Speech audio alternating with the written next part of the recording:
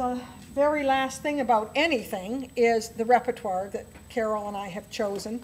We think children should play pieces they love because they won't practice the ones they don't love. I know it from my own experience. If I didn't like it, I don't want to practice it. So you can negotiate some things and maybe get them to do something that they don't want to do, but if they like the piece, they will climb a mountain for you. And so this is 7 levels of repertoire. I happened to listen to them all when I was driving up to Ottawa last weekend, and I thought, gee, those are really nice pieces.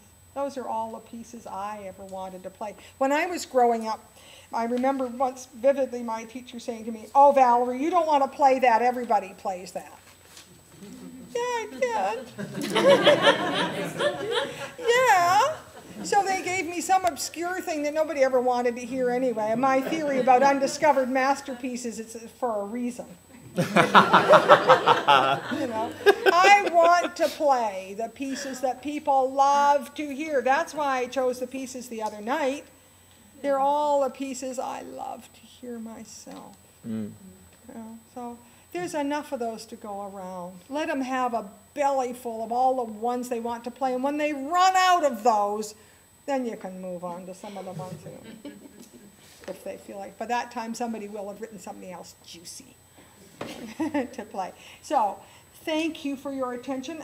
I love talking with you. You have been so kindly attentive and enthusiastic.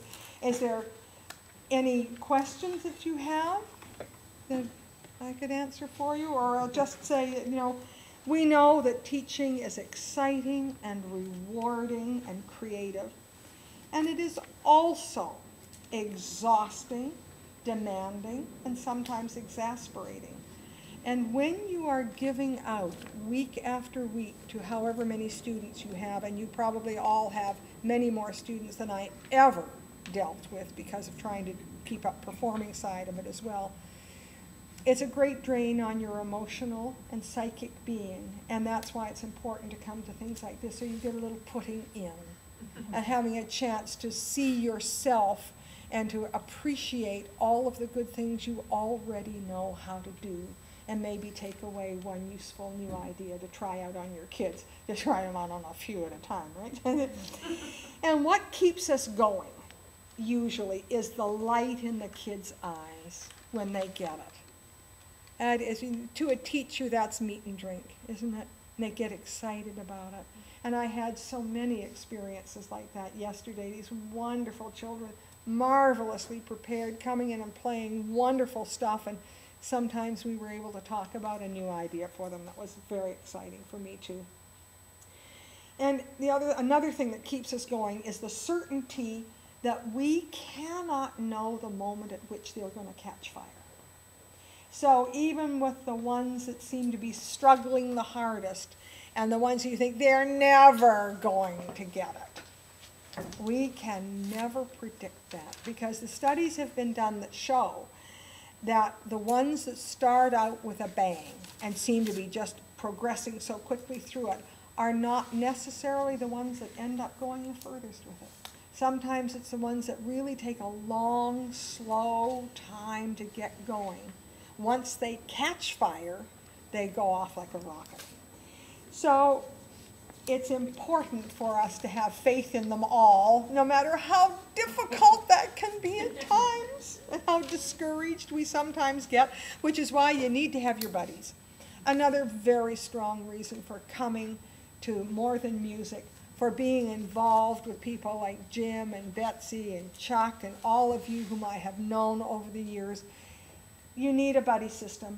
You need people that you can call up and say, gee, I'm having a rough time with so-and-so. What do you do when? Somebody that you trust is going to share with you to the best of her knowledge. And that's what Carole, Bigler, and I are all about. We hold back nothing. If we have an idea, we will share it with you. And we are so appreciative of all of our colleagues from whom we have learned so much. And our students who have taught us so much, like Sam. I will be grateful to Sam forever. So I wish you all the most enjoyable and satisfying time. enjoying your teaching, having a wonderful time, learning and growing yourself, as we do with every single lesson. And I think another thing that keeps us going is you think, next time, the next lesson, I'll know how to do that, and I'll get that kid even better, you know. And it is so much fun. So thank you for coming. Enjoy yourselves. And I hope that you will use Mastering this morning. Thank you.